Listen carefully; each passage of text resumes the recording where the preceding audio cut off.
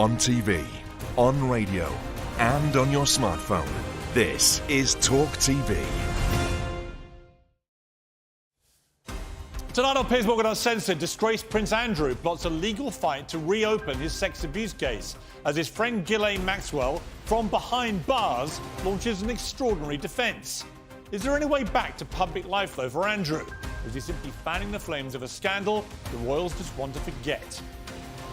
Ghislaine Maxwell's bombshell interview, airing exclusively here on TalkTV, has made global headlines. But why should anyone believe a word she says? I'll talk to one of Epstein's victims and the superstar lawyer who represented 20 others. Plus, he's one of the most explosive sportscasters on American television, and he's now in deep trouble for daring to say that he prefers Beyoncé to Rihanna. Stephen A. Smith has had to issue grovelling apologies to battle cancel culture. Tonight, we'll be speaking to him live.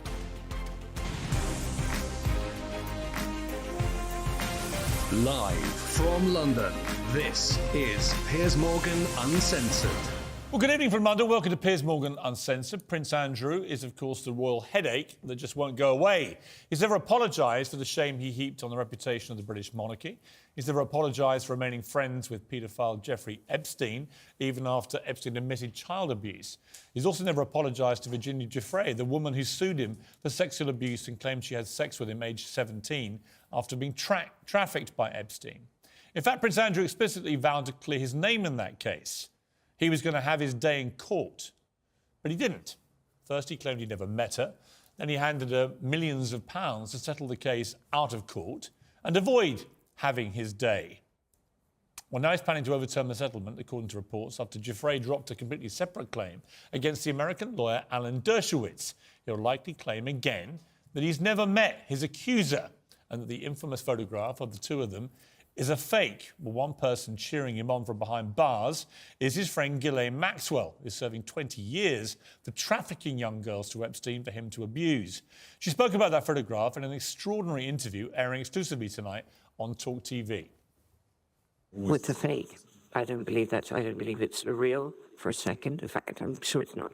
There's never been an original. And further, there's no photograph. And I've only ever seen a photocopy of it. Well, she's got no evidence to say that. She's locked up for a very long time for committing wicked crimes.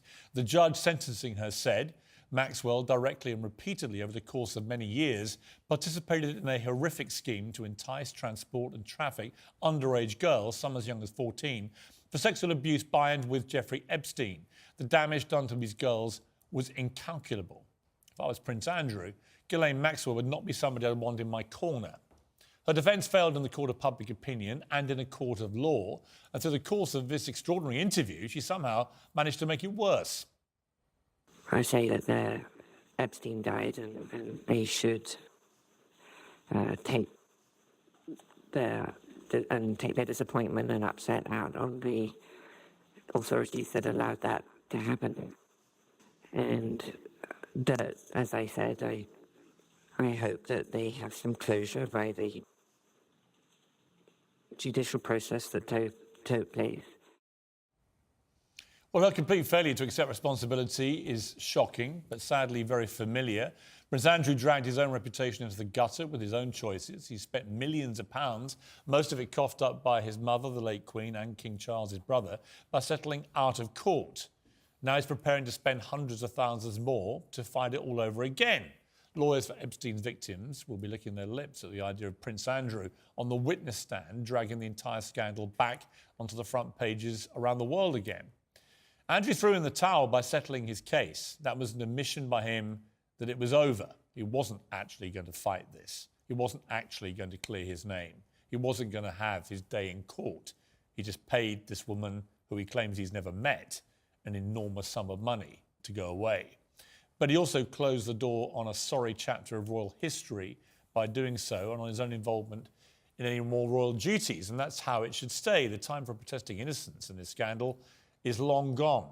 Well, joining me now is socialite and Prince Andrew's former girlfriend, Lady Victoria Harvey, author and historian Dr. Tessa Dunlop, and my son's former royal editor, Duncan Larkham, and from America, a lawyer to 20 of Jeffrey Epstein's victims, Gloria Allred. Well, welcome to all of you, a stellar panel. Gloria Allred, well, first of all, lovely to talk to you, and a belated Happy New Year to you, Gloria. Your reaction when you heard that Ghislaine Maxwell had given this extraordinary interview from behind bars, and I suppose more pertinently to the content of that interview? Well, I think that she obviously was trying to be helpful to her former friend or acquaintance, Prince Andrew, and that was part of her intent. I can't read her mind. I don't know what her motive was in saying it. Maybe it's because that's what she believes to be true. But it has stirred up quite a storm. But at some point, we should talk about whether there really is going to be a trial, because I have done many settlements with his attorney, not about this case, although you're correct, I did represent 20 victims of Jeffrey Epstein, some of whom had accusations against Ms. Maxwell. But there was a settlement, and his attorney, Andrew Brettler, is very, very good. And for him to say that Prince Andrew, or to have it suggested as a rumor that he is going to file a lawsuit that somehow he was pressured by his mother into the settlement, that, you know, as they say in the South, in some parts of the United States, that dog won't hunt, because that's not a reason to overturn a settlement. And further, likely, although I haven't seen the settlement, most settlements, or in fact all of them that I've ever done with Andrew Brettler, his attorney, have always included an arbitration clause, which means that he can't just go right to trial, even if he would want to. If in fact he did file the lawsuit, Virginia could make a motion to compel arbitration, because there's always been arbitration clauses. And that would mean it's likely that the court, if it's a court in New York, would compel arbitration, and so there would not be a public trial. At best, there would be an arbitration. Okay, but Gloria, on the central point of the credibility of his accuser, there's no doubt that the settlement of the case with Alan Dershowitz, in which she admitted that she'd had memory mistakes and so on, that was a serious dent to her credibility. If you were representing Prince Andrew, wouldn't you think that actually, if the main accuser here, who received this huge amount of money, if this other case has basically collapsed on an issue of her credibility, would it not be worth at least trying to go again?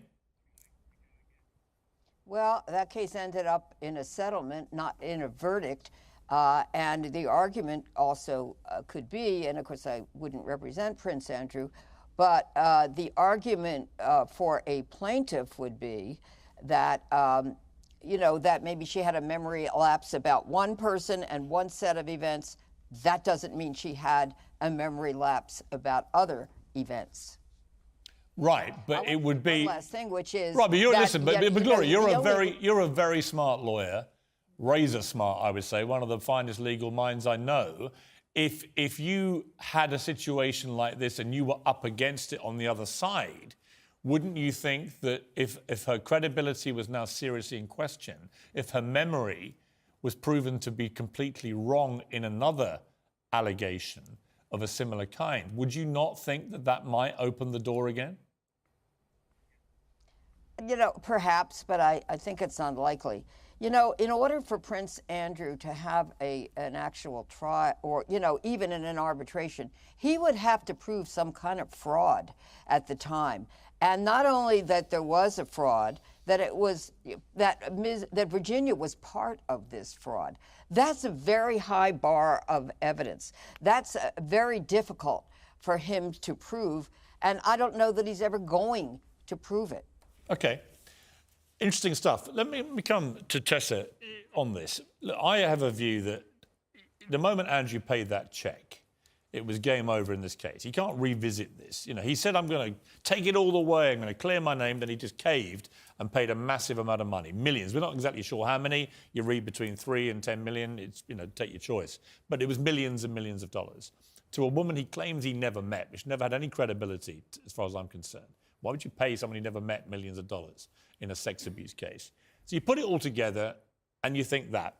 But, and it's an important but, if his main accuser, the woman he's paid all this money to, has got now serious credibility issues, why shouldn't Andrew re-enter the legal fray? It's an entirely separate case. This is absolutely classic. People going out of their way to discredit the victim of sex abuse crimes. Well, hang on. These girls generally go. Hang on. On just look, to play devil's advocate, people aren't going out of their way to do it. She was discredited in her allegations against Alan Dershowitz. He won that case. Right. But if an accuser admits that she actually lied about that man and told very serious allegations about which turned out not to be true, that's different, isn't it? I think it's really important to remember that these girls come from chaotic backgrounds, which is one of the reasons why it's so hard to make a case stick, which is why we all have to remember when we've been listening to what Ghislaine Maxwell's been saying. This is a woman who was called out by the judge. She was called out. You've got notes because you don't know anything about this case. I do know quite a lot about talking truth to power. I'm sitting here on an NDA, so I understand what it's like. You don't know about as a Virginia woman. Guffrey. I can tell you quite a lot. She was called out by the judge. Have you read Judge her book? Nathan. Have you read Judge her book? Nathan. Have you read her book, which is a No. made-up book? There you go. I have not. She talks in that book about taking so many sleeping pills and so many drugs the weekend at Kinnerton Street that her memory was very hazy. Right. She writes that with her own hand. Let's recall that Ghislaine Maxwell, heinous and predatory is what the judge called her. And she went out of her, one second, she went out of her way to give Ghislaine a 20-year sentence that was beyond the maximum guideline. That is how appalling it was. It was extraordinary to get all those women talking truth to power in that way. So don't let's just finally miscredit. Miscredit Goofy and her bravery. I'm going to be. Let's just be honest. Let's remember. I just want to finally remind you what Andrew signed his name to. Okay. I just want to. Sorry for the bad language that was used. And only for that, Victoria. Here's the bottom line with this. I don't believe Ghislaine Maxwell at all. Right? I think she was up to her neck in it with Epstein. I think she was guilty as she was found guilty. And I find this revisionist bleating she's now doing is all self-centred to try and get herself off the rap. The more interesting question for me is Andrew, because he remains... He was made to settle. He didn't want to settle. But he's a grown man. Who makes him settle? The Queen, because he's an honourable person. He didn't have to settle. He did. Were you there in the room? I mean, I wasn't there, but I was told that the Queen and Buckingham Palace, basically, he was forced to settle. He had no choice. I mean, look, let's bring in Duncan here, because... And they literally just fed him to the wolves. OK. Right hang on, Tessa. I want to bring in Duncan. From a journalistic point of view, if we were pursuing this as an investigation, and you had a woman who made allegations against two high-profile people, and one was a top lawyer, right? Alan Dershowitz is not any old lawyer. This is a guy who represented John Lennon and got him from being deported, right? This is a famous guy in America. It's totally different. And here's my point. And she makes allegations of a similar nature against him as she did against Prince Andrew. And she's now had to drop that lawsuit, admitting she may have made a mistake in identifying him as one of her past abusers. We know, as journalists, our natural instinct would be to then be very sceptical about anything else that she was saying, right? Well, yes, but I mean, apart from the fact that this is a case that's gone on for years. But just pretend it's not her. Just pretend it's like a person has just done this and has openly lied. And then, so what would you think about the case with another person? Do you think she's being truthful? Well, either lied or she made a terrible mistake based on just had a very issues in her life. creative imagination and saw the whatever the colour reason, Tessa, wait a minute. Whatever the reason, she got it wrong, badly wrong, and seriously defamed Alan Dershowitz in the process. And he fought it all the way, and that lawsuit's now been dropped. And that is the same woman who's accused Prince Andrew. There are all kinds of things that, had it gone to court, that would have probably needed light shed on them and might not have stood up to any kind of testament at the time. The picture and the authenticity of it obviously being one of those points. But also about the involvement in newspapers more than a decade ago, when the story was being effectively sold to the tabloid papers, which I was part of at the time. And so that would be, in Britain, certainly, that would put a big question mark over any potential victim. But I don't think any of it matters if you take a step back. It doesn't actually matter what on earth Andrew's thinking if he is seriously contemplating reopening this. He's already been found guilty in the court of public opinion. And his appearance on the BBC with Emily Maitlis has just demonstrated. Well, that was a total Yeah, disaster. well, that was a complete setup. But He set that I up. can't even tell you what is really behind this because you wouldn't even understand. But It wasn't a setup. I mean, Newsnight went to him. He agreed to do an interview. Yeah, and he thought he did well. He basically exposed himself hideously over an hour-long toe-curling encounter with And a very smart journalist. unfortunately, he Here's hadn't- my problem with Andrew about all this, right?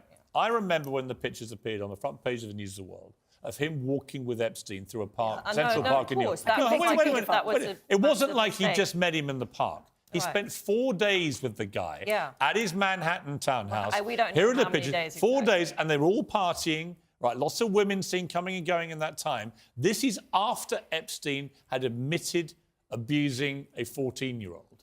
After he was a convicted I know. I paedophile. followed So the here's story. my question. Yeah. Is that you can get round, I mean, everything else can be murky. Right. What I can't get my head round is Andrew, son of the Queen, flies to New York for a 4-day jolly. Do we know for sure it was 4 days? We do. though? It was 4 days. Yeah. 4-day jolly with a guy who was a convicted paedophile. Yeah. Now, that alone, to me, should no, of disqualify him Yeah. from public life, right? mean, you can't be, no, you I mean, can't that be was a just- senior member of the royal family and consort with convicted paedophiles willingly for 4 days. Yeah, but we have to remember it wasn't such a big story back then. No, but only it doesn't became change a the facts massive of what he story did. The second time It doesn't around. change the facts of what he did. When it happened the first time, I almost didn't even believe it when I first read it because it was Yes, kind of but like that's classic. it wasn't on the front pages back then. But Victoria, what you've said there is absolutely a classic case. People don't believe it when establishment figures do the unbelievable. But They what I'm don't. saying is you don't know about Virginia. Like I've followed But what this I can day tell you, and night. Victoria, could I for- just tell yeah. you what Andrew You're doing it signed as a his voyeur, name and to? Can I? don't No. know. What I've got here are notes from the I know case you're that he doing put his notes name because you to. don't Let know me what tell you're you, talking about. Andrew accepted.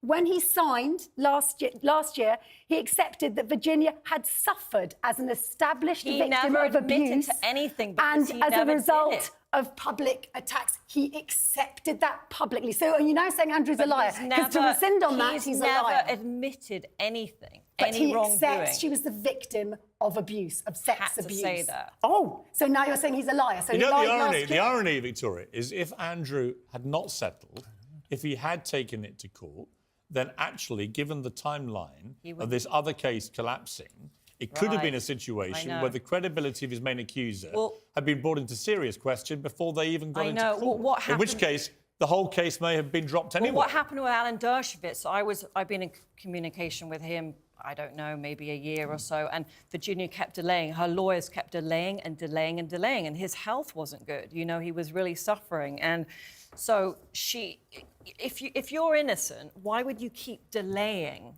a deposition? Right? All right, we're going to take a short break. When we come back, we're going to talk to one of Jeffrey Epstein's victims, live from America. We're also going to play some more of these extraordinary tapes with Ghislaine Maxwell from behind bars, a TalkTV exclusive. That's after the break.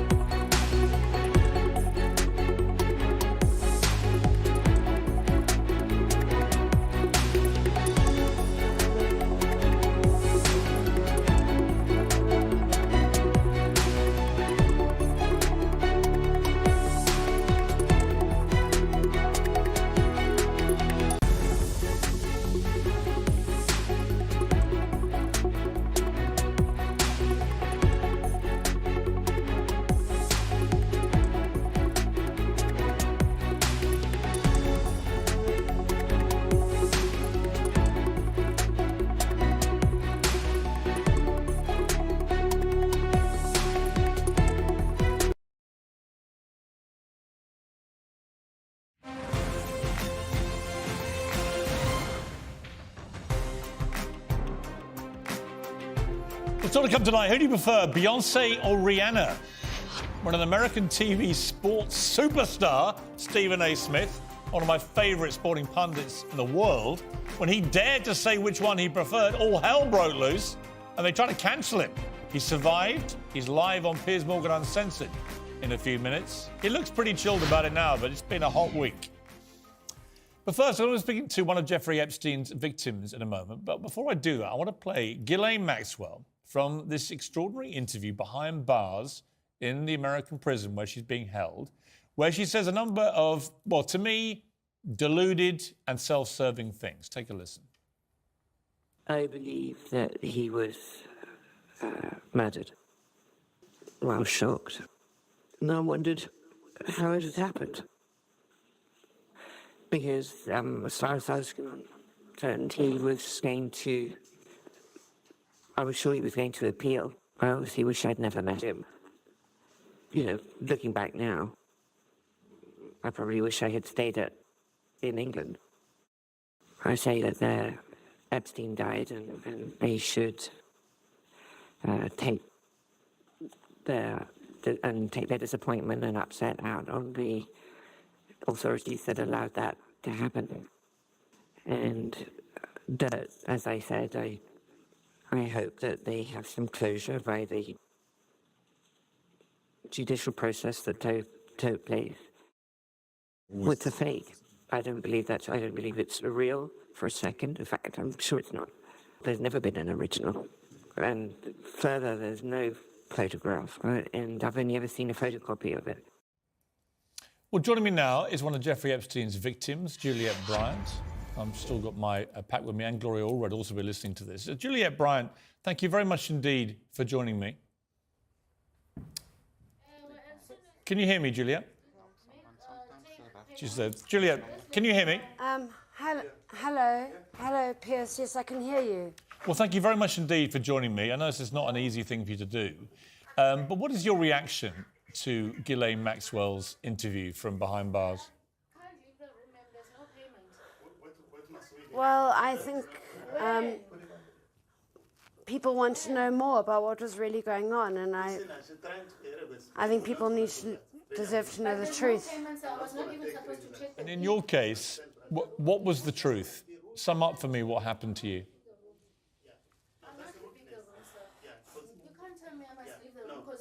Well, I was taken there, I was promised a modelling career.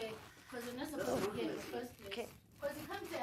So we're having a lot of trouble here in the hotel room that got booked, and now everything's fallen out of my ears. I think we've got a few technical issues there with Juliet's recording issues there, so we'll come back and see if we can sort that out. We've got Gloria Allred. Gloria, I just played those clips again. We're going to try and speak to Juliet again later, but you've represented many of the victims of Epstein. I would imagine this does bring back horrific memories for all of them. But I'd imagine many of them will see Ghislaine Maxwell doing interviews at all as a massive slap in the teeth. Well, I would say that many of them would like to put all of this behind them and not have to keep hearing about Jeffrey Epstein and Ms. Maxwell. And, I think in reference to this photograph that is so much at issue, I wonder if the FBI... First of all, if it has ever been admitted into evidence in the case against Ms. Maxwell, because that would be important. She says that she's never seen an original. Does that mean that a copy was put in evidence and not authenticated as an original? I have never heard anything about that. And I have heard that the FBI received it.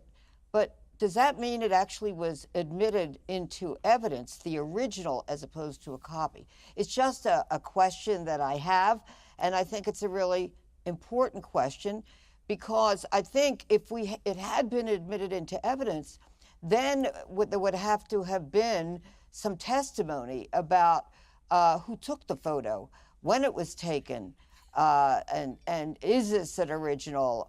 And more questions that would help to answer the question about, is this an authentic photo, which would be crucial to what Ms. Maxwell says and the position of Andrew. And Gloria, have you ever had a case in all your career where somebody has paid millions and millions of dollars to a woman he says he's never met to make a sex abuse case go away? Yes, I have. And because in a settlement, you know, both sides, they do rely on evidence, but it's not necessarily evidence that has been vetted in a court of law, because often there's a settlement before a lawsuit was filed. Not in this case, because Virginia had to file it in order to in order to be within the statute of limitations, the time period set by law in New York for adult survivors of child sexual abuse, of which she asserted that she was one, to file a lawsuit. But in any event, yes, to answer your question, yes, we've obtained millions of dollars from accused sexual predators, even though in the settlement discussions, they deny that they abused our client. In some cases, they ever met her. We don't really care what they say, but we do care about what the ultimate number is that they're going to pay. And of course, we do have to evaluate the evidence in terms of what our recommendation is to our client about the number that is being offered. Now, in some way, of course, some predators or the accused, even if they're not predators, will settle because they don't want this continuing discussion in the press. Right. And, you know, for whatever their reason is, it doesn't matter as long as both sides agree to the number that is being offered, the settlement. Gloria, thank you, as always. Brilliant perspective. Duncan, come back to the future for Prince Andrew regardless. Yeah. The last thing the new king, Charles, wants, especially with the coronation coming, is all this back all over the papers again around the world. It's such a horribly damaging story from start to finish. There'll be no will there, in the royal family and the hierarchy there of Charles and William to want Andrew back on the balcony as a lead role again? Absolutely none. And we're already seeing in King Charles someone who's actually possibly even surprising us with his savvy nature with with the public, how things look. So far, that king, he has played a pretty flawless game.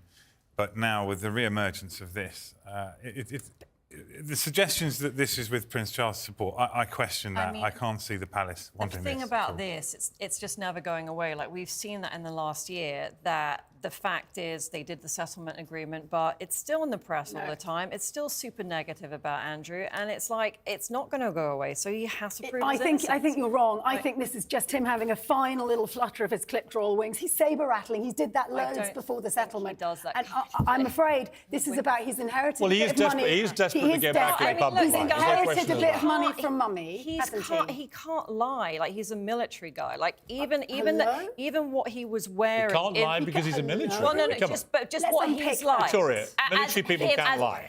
No, but him as a person, right? So even the outfit that he was wearing in that picture, apparently that outfit he wouldn't have even been wearing that, because he's very specific of what clothes he wears for his travel. So again, it comes back to this. Why not then? If he's absolutely confident, he's never met the woman, the picture was a fake, you just go and you want to clear your name, you go to court. Yeah, well, right now I think there's a lot that has been coming out, and what I found out, or other people that will really help prove his case this time.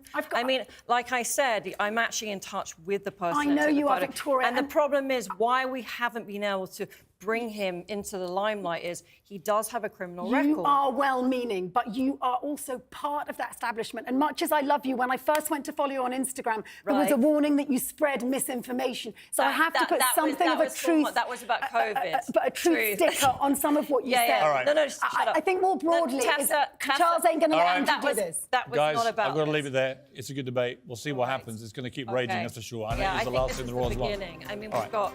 Thank you for joining me. Yeah. Well, coming up next, the US sportscaster Stephen A. Smith, and almost being cancelled, for criticising or daring to suggest Beyonce is better than Rihanna.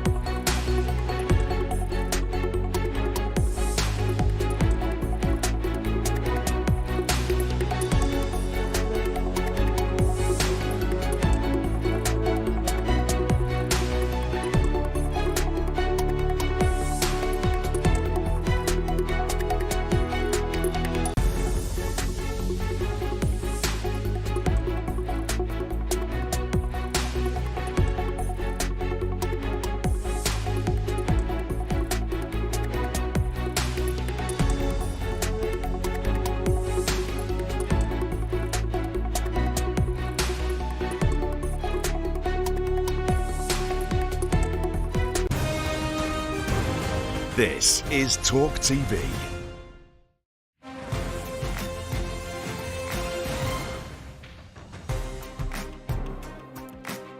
Well, my views about cancel culture are pretty clear. First, I think it's dangerous to society in its own way in terms of its attack on free speech. Secondly, I like to take those ultra-woke lunatics who cause cancel culture head on. Well, last week, one of America's top sports broadcasters, Stephen A. Smith, faced a social media furore after he dared to give an opinion on pop superstar Rihanna, who's doing this year's halftime NFL Super Bowl show next month. Let's take a look.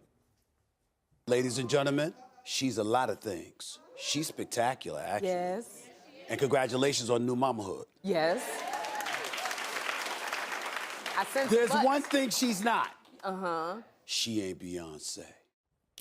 Now, Stephen A. Smith, he's a very opinionated guy, and he's perfectly entitled to his opinions. And his personal opinion is that Beyonce is there, and Rihanna is great, but not quite as good as Beyonce, which is an honestly held opinion, and many people would agree with him. But there was a most extraordinary social media pile-on, so much so that he was forced to issue an apology. Rihanna, go do your thing. I apologize for creating whatever brouhaha comes of this. I gotta be more careful where people twist it and turn it into something it ain't. My bad on that. Well, Stephen's new book is called Straight Shooter, does exactly what it says on the tin, and he joins me live. Stephen, it's great to have you on the programme. First of all, thank you very much indeed for joining me. Good to talk to you, man. How you doing? Well, great. My pleasure. How you doing? I'm a little bit disappointed in you because I love you, and I don't think you should have bowed to the mob and apologised. You should have dug in, stuck to your guns, and said, you know what, I prefer Beyonce. No disrespect to Rihanna, I just prefer Beyonce. Well, first of all, if you listen to what I had to say, I didn't apologize to any mob. I apologized to Rihanna. And what I apologized for was making a mess of this whole deal, not realizing that people were going to react this way, all of a sudden recognizing it as a crime to express my opinion.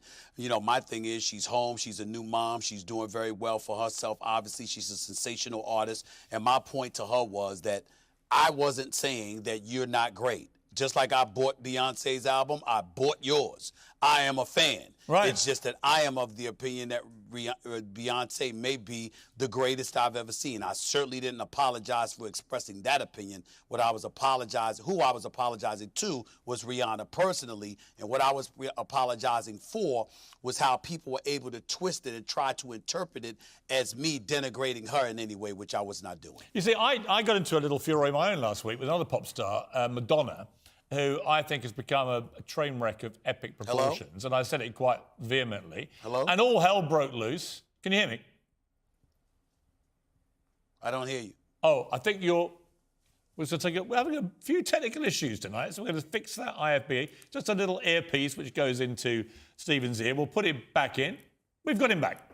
I'm back. Stephen, I think your IFB popped out. No problem, you're back. I had a little issue with Madonna. Right I said on air last week, Madonna, I thought, when she announced her tour, I thought she'd become the biggest train wreck in world entertainment. All hell... Here's a little clip of what I said. Here we are. See, I don't even care. I don't need to like singers to enjoy them at all. In fact, quite the opposite. I don't need to like any artist to enjoy them. But in her case, I find her behaviour for a woman in her 60s just utterly embarrassing. I mean, if that was my mother or grandmother or something, you'd be like cringing.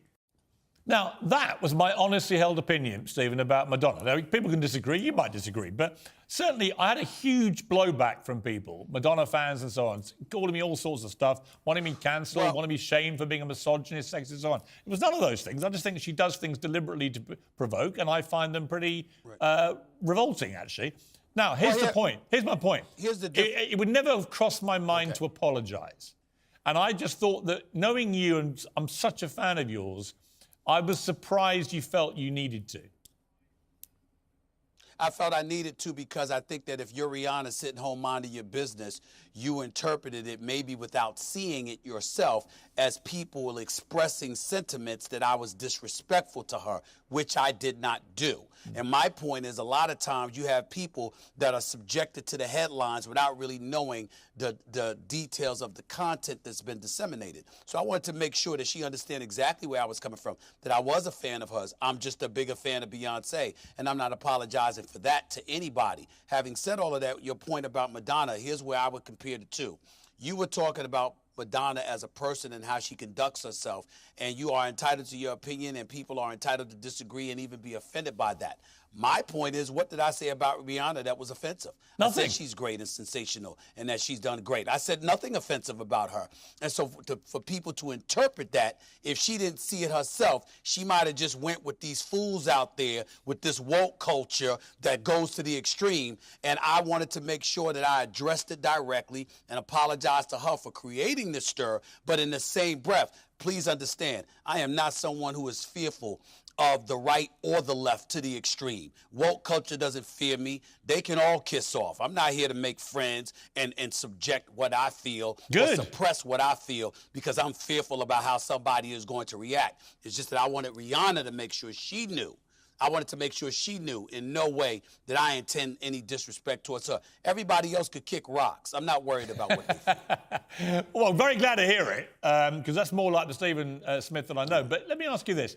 What does it say about wider society that you can go on a show, as you did, to promote your excellent book and just make a genuine, honest observation that you think Beyoncé is the biggest star of her kind in the world and that Rihanna may not be quite at that level but is still great? And that creates a gigantic firestorm driven by social media. What does it say about where we've gone to as a society? It says several things. A, people don't have a lot of things going on in their life. They have nothing better to do. Or number two, they're entirely too petty.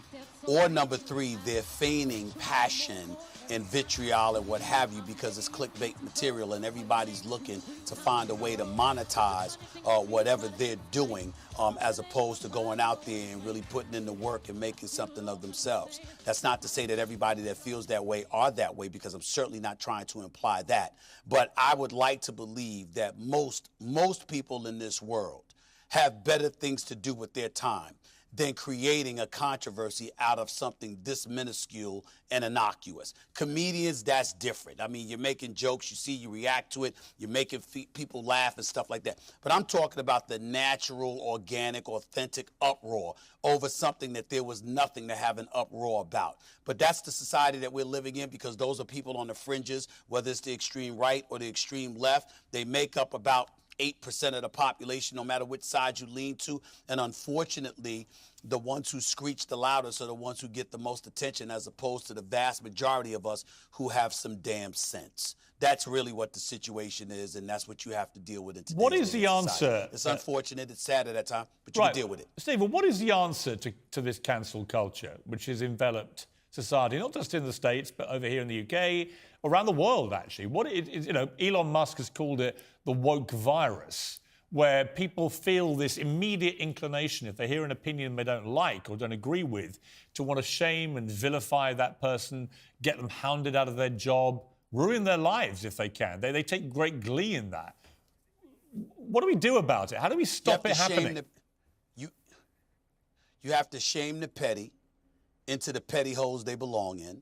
And those of us who have some sense, have some decorum, and are relatively reasonable, we need to make sure that our voices are just as loud, if not louder than theirs. If somebody is loud and obnoxious and you never hear anybody else, sure, they're going to come across as profound in some people's eyes because they're getting that shine, that level of attention. But when you give attention to those who are worthy of it, who make more sense, who exercise more common sense and decency and decorum, etc., then obviously those people will weed itself out. Stop allowing these people to monetize such certain situations, make money off of the pettiness and the vitriol, make sure that they got to go out there and earn their money the old-fashioned way, and then you'll see people preoccupying themselves with other things instead of this kind of nonsense that I was subjected to last week. Out of interest, did you hear from either Beyoncé or Rihanna personally? No, I did not. Because I had my own little run-in with Rihanna. It was quite feisty. This was a few years ago. She performed. I didn't know that. She performed at a Paralympics event and was fantastic, but she cut her hair very short. And I, rather cheekily, I admit, I went on Twitter and said, I think Rihanna should grow her hair back fast. And she replied she came off stage actually and immediately replied to me, you should grow your bleep fast, referring to a lower part of my abdominal region. Well, let me say this to you. I don't agree with that comeback by her. I don't think that was necessary. But I would tell you this. I also don't agree with your assertion of Rihanna. Rihanna, on her worst day, looks better than most women. She is a very, very beautiful You know woman. what? I actually Short don't hair disagree or with long you. hair. And I definitely think that you were a bit off kilter there. It's pretty hard to find a woman more beautiful than Rihanna. I think you crossed the line there. I think you raise a very good point, Mr. Smith. Talk me quickly about your book, because you wrote a book and it's called Straight Shooter. I wrote a book called Shooting Straight. So I think we are kindred spirits in many ways and agree probably about a lot more than we disagree about. But if you were selling your book, giving a sort of a sales pitch, what would you say to people as to why they should go and buy it? I think that it's a motivational book. It's an inspirational book. If you're young or old and the odds are stacked against you and you're down and people are telling you you're out, that there's no way to climb from the bottom, from the abyss, to ascend to new heights, they're wrong. The fact of the matter is you put your head down, you're focused, you've got a plan. There's always somebody out there to help you. Give you a helping hand and to give you that motivation to move forward. And that's what I want people to get out of this, to understand that there's a lot of us in this world that go through a lot of trials and tribulations. But you don't stand still, you don't lay down and just accept the dormant consequences of your life or your actions at that particular moment in time. As long as you're living and breathing, you got an opportunity to get up and make tomorrow and the next day and the day after that a hell of a lot better than past days were. That's the kind of message that I want people to peel from this book. I love it. Stephen A. Smith, what a pleasure to have you on the show. Please come back. I loved that segment. Thank you very much. My pleasure. My pleasure. Take care. What an interesting guy. Inspiring guy, too. Well, next tonight, I'm joined by tonight's pack. A lot of politics sleaze again. Yawn. But we'll get into it. We'll work out who should have to resign. They're always resigning, aren't they? And they're always sleazy. Is it the end of this Tory government, really? We always had enough of it. We all just sleazed out. Are they just a bunch of sleazeballs? We'll debate that after the break.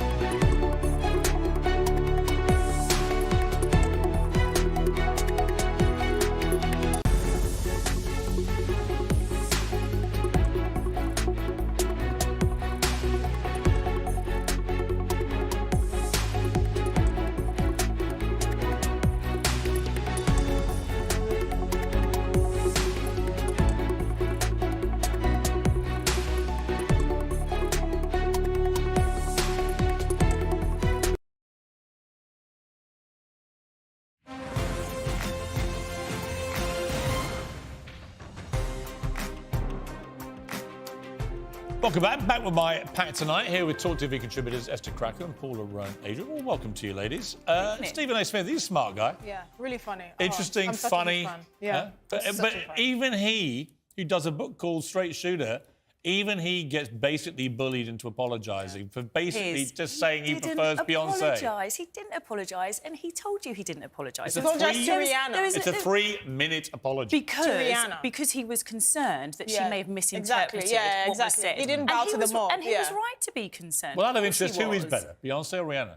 I think they're two different genres. They're different generations. It's not about getting off the fence. I think vocally Beyonce is obviously better, but I think stylistically Rihanna is more my generation. You need to ask me who I would dance to. Exactly. Well, who would you dance to? I'd dance to Rihanna. Yeah. Really? What is it? Work? Yeah, of course. You would. You dance to Rihanna. I would twerk to both of them. Really? Can you twerk to Crazy in Love? I'm not going to show you my twerking live on it. It's a very private thing. I feel like we can. A bump and grind. I don't want to censor you. I would always like to censor you. I know. So please we should get you to do it. Up on the table. Exactly. Really? I don't think the nation's quite ready for me twerking on the table. I think you underestimate. Talking of singing, Sam Smith, he, they, them, she, whatever he currently calls himself, she does, they yes. whatever they. You see, I can't call one person they. I have a problem with that. There's only one of them. Because you can't get your head around it. No, because he can't either. You need to take time. They can't either because they keep changing their mind what they are. No, it's not their problem. It's your problem. Well, they was a gay man, came out as gay. Then he said, actually, I'm now non-binary. Yes. Then something else. And now they have got the gall to come out and say that the Brit Awards fiasco, where all the nominees for Best Artist, of course, are men, because they made it gender neutral, so the men dominate again. So you're accepting about the sex discrimination that still exists? No. Oh, you see, how classic that a woman, because the 5 best artists... You seem to be getting bored about it. Because the 5 I mean, I am. I'm bored about the sex discrimination as well. Oh, so you make it gender neutral to avoid discrimination. Not me. And when the 5 best artist nominations actually turn out to be men that year, that's discrimination against women. But no one was surprised. What about going back to having best women and best men, which was what old Sam Smith wanted to stop, right? They wanted it to stop. They wanted non-binary to get the same part of the pie as men and women. And guess what? Now he wants more women to be nominated. Really, Sam Smith? They...